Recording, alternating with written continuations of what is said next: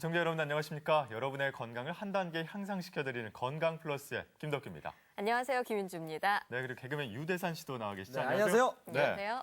자, 대산 씨랑 우리 김윤주 아나운서 네. 요즘 소화 잘 되세요?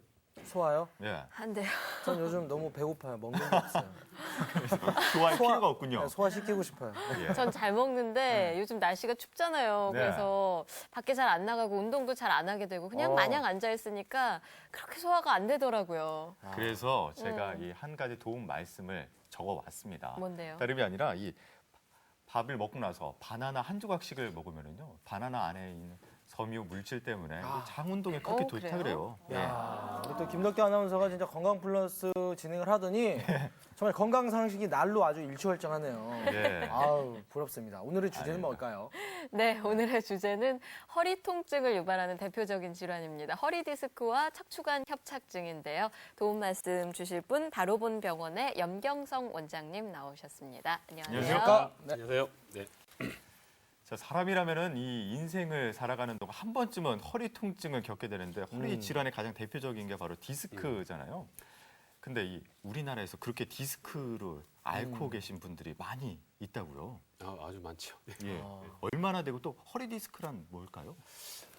허리 디스크 참 말 많이 들어보셨을 겁니다. 예. 네. 말은 많이 들었죠. 근데 정확히는 잘 모르시죠. 일단은 허리 디스크가 뭔지 이제 좀 구체적으로 좀 설명해 보자면 척추뼈하고 뼈 사이에 이제 디스크라는 젤리 같은 게 들어있는데요. 쉽게 설명해 보면 우리 햄버거, 네. 햄버거 빵하고 빵 사이에 햄이 들어있지 않습니까? 그렇죠. 똑같습니다. 빵은 척추뼈고 이 안에 있는 고기는 이제 디스크라고 생각하시면 됩니다. 예. 그리고 이제 그 디스크를 단면으로 보면 이제 그림을 잠깐 보여주시면 되는데요. 디스크는 가운데 수액이 있고 네. 말랑말랑 젤리 같아요. 주위에 그 수액이 빠져나오지 않게끔 섬유륜이라는 띠가 있는데 퇴행성 변화로 인해서 띠에서 손상이 갑니다. 그렇죠. 그 속에 있는 수액이 글로 빠져나와서 흘러나오는 예, 거. 흘러나와서 뒤에 있는 신경을 누르면 다리가 땡기고 아프고 이런 것들이 허리 디스크 질환이라고 우리가 합니다. 얼마나 될까요? 지금? 문헌에 의하면 우리가 일생을 살면서 허리 요통에 걸릴 확률은 한 80% 정도 되는데요. 네, 많죠. 대부분 예, 걸리는구나. 대부분 한 번씩은 다 아픈데 예, 예. 그 중에서도 우리가 좌골신경통이라 하죠. 다리 땡기는 거를. 예. 그 좌골신경통이 생기는 허리 디스크 질환이 걸릴 확률은 그 중에서 한 20에 30% 정도. 이것은 제가 이제 요통으로 외래 오시는 분을 진찰하게 되면 검사해서 허리 아픈데 허리 디스크 질환으로 판명이 되는 경우 확률하고 거의 비슷합니다. 한 20, 30% 정도 됩니다. 방금 말씀하셨다시피 뭐 요통은 한 80%고 허리 디스크 환자는 한 20, 30%라고. 네, 네. 특히 요즘에는 뭐 앞집 건너 앞집에 한 두 분의 허리 디스크 환자 있을 정도로 예. 굉장히 허리 통증 호소하는 분이 많거든요. 예. 이 허리 디스크가 이렇게 자꾸 환자가 많아지는 이유가 뭘까요? 허리 디스크는 원래 네. 근본적인 원인이 퇴행성 변화입니다. 퇴행성. 퇴행성 변화 참 너무 어려운 말이지 않습니까? 그렇죠. 네. 많은 퇴행성인데 뭐가 퇴행성 변화일까? 자, 우리가 퇴행성 변화 쉽게 알려면 예. 우리 이제 수분 우리 디스크가 80%가 수분이거든요. 근데 수분이 빠져나가는 것이 퇴행성 변화입니다. 예. 우리 김윤주 아나운서 젊고 예쁘신 분들은 네. 수분이 탄력적이지 않습니까? 수분이 많기 때문에 수분이 철철 넘쳐 흐르죠. 수분이 많기 네. 때문에 피부도 탱탱하고 윤기 있고 하는데 네. 우리가 누구나 다 나이가 들어가시면 수분이 빠져요 몸에. 그게 퇴행성 변화인데 윤기도 빠지고 피부도 푸석푸석해지고 똑같은 거로 생각하시면 됩니다. 디스크도 이렇게 수분이 빠져나가면 디스크에 잘 걸리고 여기에 우리가 이제 뭐 어떤 무거운 물건을 들어올린다거나 네. 또 잘못된 자세로 뭐 TV 같은 거 본다거나 또 흡연이 디스크에 직접적으로 퇴행성 변화를 가속화시킵니다. 흡연이요? 예. 담배는 꼭 끊으셔야 돼요. 음주, 흡연 이런 것들 네, 예, 그렇죠. 근데 음주는 뭐 직접적인 원인은 아니지만 네. 흡연은 더 큰. 물원에서 직접적으로 디스크의 혈액순환 장애를 일으켜서 퇴행성 변화를 가속화시킨다고 되어 있습니다. 저는 이 담배 끊으세요. 아니, 오해하십니다. 저 담배 안 피웁니다. 네. 아니 그러면은 저는 진짜 이렇게 피부 겉만 굉장히 수분이 네. 촉촉해야 된다. 네네. 피부만 생각을 했더니 우리 몸 안에 그 허리, 뼈 그 안에 있는 수분도 정말 잘 관리를 해줘야 되겠네요. 그렇죠. 예. 축축하게 관리 잘하겠습니다. 네. 단순 요통인지 네네. 허리 디스크인지 이거 어떻게 구분할까요? 네. 가장 쉬운 방법은 예. 이제 반드시 누워보는 겁니다. 누워서 다른 예. 사람이 예. 자기 다리를 쫙 들어 올려주는 거죠. 아, 다른 분이? 예, 자기가 다리 들어 올리면 안 되고요. 예.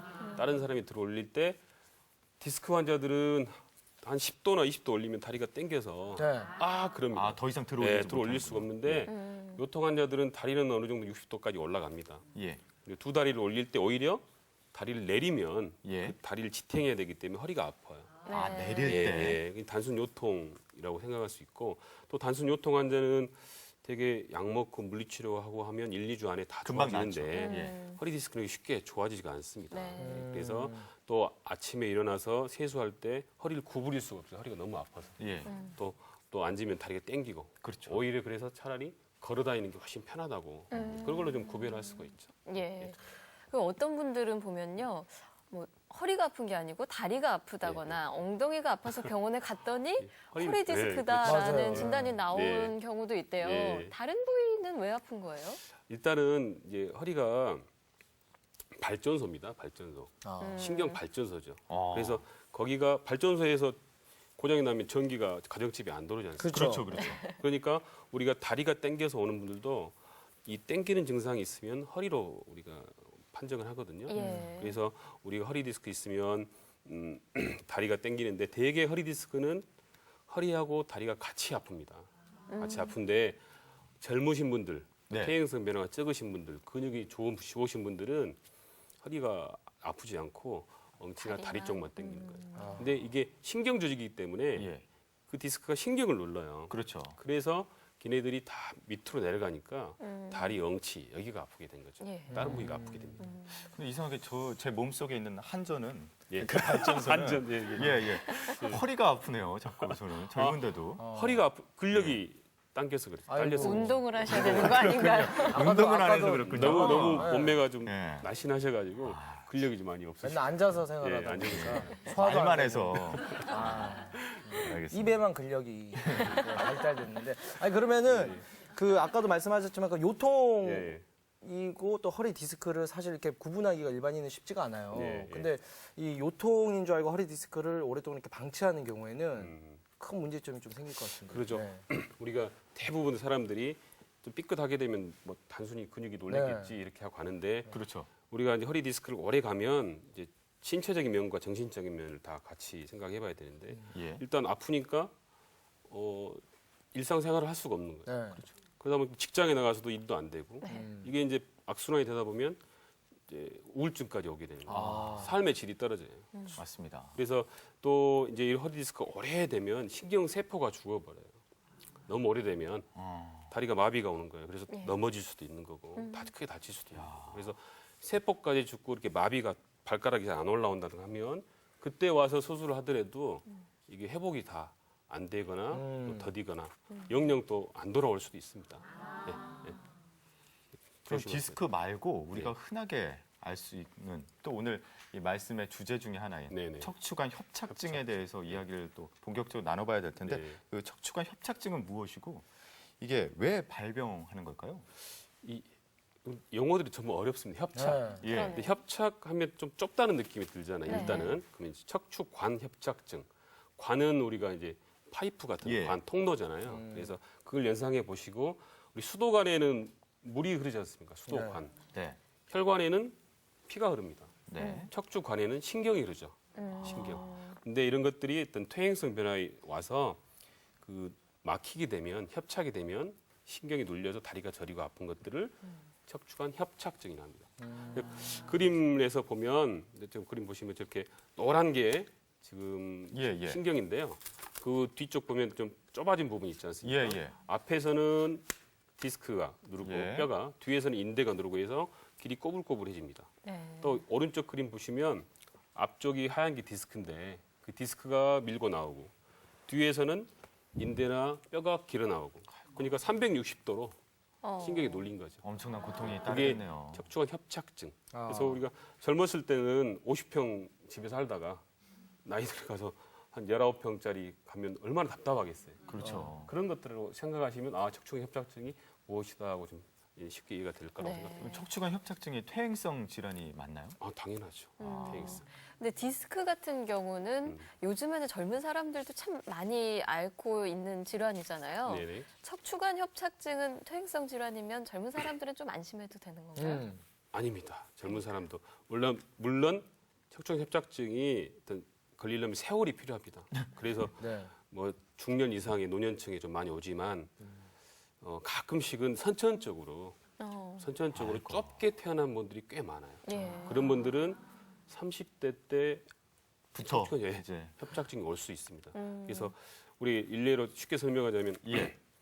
보통 사람들이 8차선 정도 큰 도로로 척추관이 태어났어요. 그렇죠. 근데 그런 사람들은 한 5차선 정도 태어난단 말이에요. 어. 그래서 20대까지 괜찮다가 30대부터 퇴행성이 되기 시작하면 8차선인 분들은 3차선 줄어도 5차선이 남지 않습니까? 그렇죠. 네. 근데 5차선인 사람들은 3차선 줄면 2차선밖에 안 돼서 힘들겠네요. 교통 체증이 엄청 심한 거예요. 그러니까 젊은 사람들도 협착증이 올 수 있다. 이렇게 이해하시면 될 것 같습니다. 도로에 또 비유해서 설명해 주시니까 쏙쏙 들어오죠. 쏙쏙 들어오고 그러니까 한마디로 말해서 좁은 도로 그렇죠. 그만큼 예. 서로 좀- 부딪히고 그렇죠. 사고 나고 예. 액시던트 예, 액시던트. 네 아프다는 얘기죠. 예. 네 그렇군요. 예, 그만큼 척추관 협착증을 앓고 계신 분들이 참 많다는 이야기로 들리는데 그러면 허리 디스크와 척추관 협착증과 이 차이점이 뭘까요, 원장님? 자, 이건 좀 설명이 길어서 예. 표를 좀 보면서 설명을 드릴게요. 예. 허리 디스크 환자는 주로 젊은 연령 20, 30대 때 오고요. 네. 협착증은 50대 때 주로 많이 오고요. 주요 증상으로는 디스크 환자들은 허리를 앞으로 굽히면 다리가 더 아픕니다. 네. 하지만 아, 협착증은 반대입니다. 허리를 앞으로 구부리면 편합니다. 그리고 또 디스크 환자는 허리하고 다리 아까 말씀드렸듯이 같이 주로 아픈데 예, 예. 협착증 환자들은 허리보다는 어디가 아파요? 하면 엉치부터 손대고요. 다리가 이렇게 아파요. 이렇게 시리고 저리고 뭐 벌레가 기어간다든가 이런 표현을 많이 쓰시고요. 네. 또 아까 앉아 있을 때 허리 디스크 환자는 심해서 주로 걷는 게 편하고 예. 협착증 환자는 앉아 있으면 훨씬 편하니까 잘 걸으려 하지 않습니다. 아, 또 이거 있는데 보통 우리 효도 선물이라고 어머님께 예. 그 딱딱한 우리 뭐 목베개. 돌침대, 예, 돌침대, 돌침대만 예. 설문하잖아요. 네. 근데 저는 그게 틀리다고 생각해요. 돌침대는 오히려 젊은 사람들이 써야 됩니다. 그렇군요. 디스크 환자는 예, 예, 딱딱한데 누워 있으면 편해요.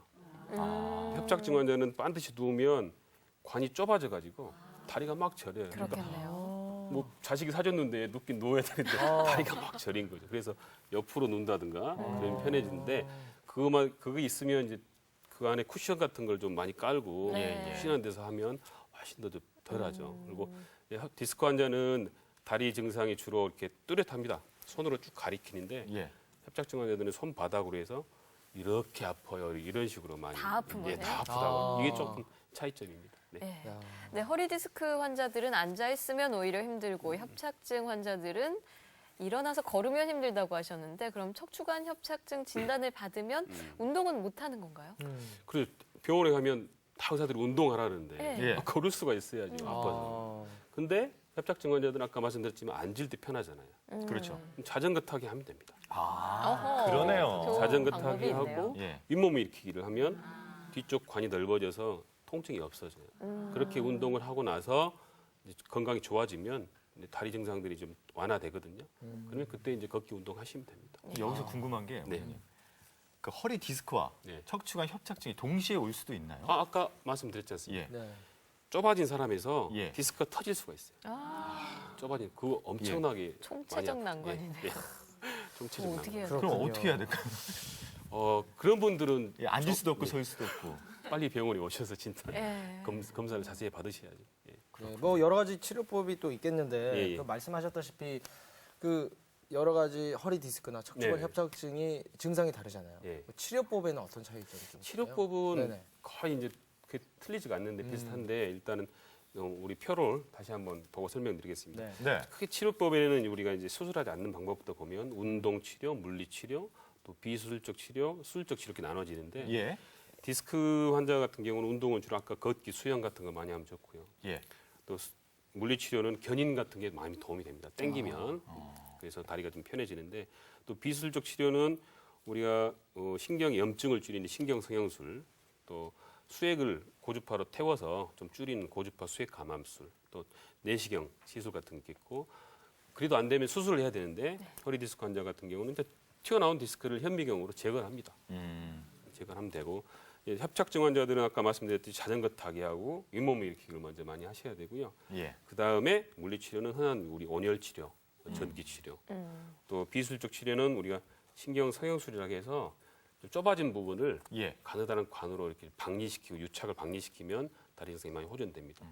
그래도 안 되면 이제 수술을 해야죠. 수술하면 아까 말씀드렸듯이 좁아진 방이지 않습니까? 네. 19평에서 좀 방을 넓혀야죠. 확장, 척추 확장술 하고 거기를 좀 연성 고정술 같은 거 해주시면 다리 형성이 많이 좋아집니다. 베란다를 확장하듯이. 베란다 그게 확장. 가능하거든요. 저는 항상 이렇게 설명을 합니다. 그래야 잘 알아들이시고. 너무 쉬워요. 예, 네. 예.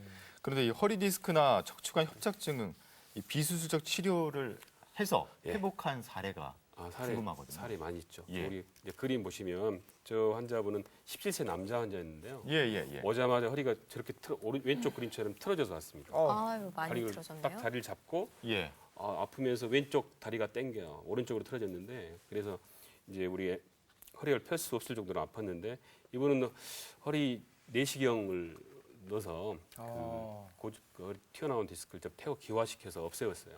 그랬더니 오른쪽 그림처럼 반드시 펴졌습니다. 수술 다음 날에 또 MRI 그림 보면 MRI 그림 보면 왼쪽 그림은 디스크가 튀어나와서 예. 가운데 신경이 안 보입니다. 하얗게 보여야 되는데 네. 그래서 내시경 시술하고 났더니 오른쪽 그림처럼 가운데 하얗게 신경이 보이지 않습니까? 예. 근데 저렇게 해서 휘었던 허리가 쭉 펴졌습니다. 두 번째 협착증 환자분 위해서는 이분도 65세 여자분이었는데요. 100m도 못 가서 다리가 땡겨서 아이고. 100m를 많이 못 갑니다. 일상생활을 전혀 못 예. 하시는군요. 그래서 오셨는데 이분은 이제 협착증 정도가 아주 심하지는 않으셔서 수술까지는 안 가고요. 일단 경막에 신경 성형술을 했는데 다음 그림 보시면 엑스레이 보시면 예. 유착을 왼쪽 그림 보면 우리 조영제를 써서 쫙 써봤는데 막혀서 올라가지 않습니다. 네. 까만 조영제가. 근데 우리 유착 박리를 하고 나니까 위로 오른쪽 그림처럼 까만 조영제가 쭉 위로 올라가서 다리 통증이 많이 해소된 경우입니다. 네. 이런 말씀해주신 척추 내시경이나 신경 성형술은 그러니까 수술을 하지 않고 치료하는 방법이잖아요. 네네. 혹시 일시적으로만 좋아지는 거 아닐까 싶기도 한데 아닐까요?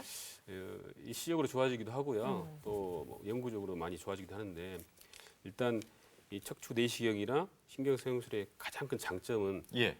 칼을 대지 않는다는 거죠. 그렇죠. 네. 예. 우리 환자분들이 병원에 자주 안 오신 이유가 병원에 가면 뭐 검사하라고 해가지고 뭐 수술하라 할까봐 두려워서 무섭잖아요. 무섭죠. 네. 또 수술하면 보통 칼 째고 피 흘리고 이런 것들을 생각하잖아요. 네. 저도 무서워요.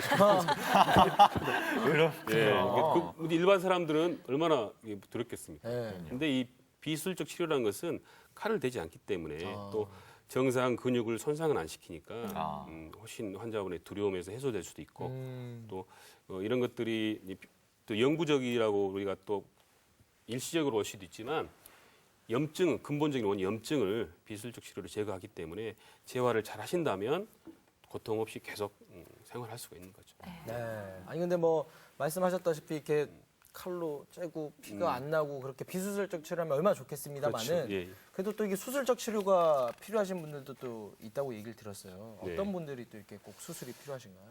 그렇죠. 우리 네. 비술적 치료로 다 좋아지면 네. 얼마나 좋겠습니까? 그러니까. 하지만 어떤 비술적 치료를 해도 안 좋아지는 분들이 있어요. 아이고. 그래서 이걸 했는데 안 좋아진다고 낫지가 않아요. 예. 그런 분들은 수술을 해야 됩니다. 그렇죠. 계속 비술적 치료를 너무 고집하다 보면 다리가 이제 점점점 마비 같은 게 올 수 있고 그래서 처음부터 또 너무 심해서 마비가 오는 분들이 있어요. 그런 분들은 가다 넘어질 수도 있기 때문에 그런 분들은 증상에 맞게끔 수술적 치료를 하셔야 됩니다. 그러면 수술을 받고 나서는 조심해야 될 게 또 많겠죠. 그렇죠. 예. 수술을 하시면 일단 초기에는 염증이 안 생기게 항생제 치료를 잘 하셔야 되고요. 예.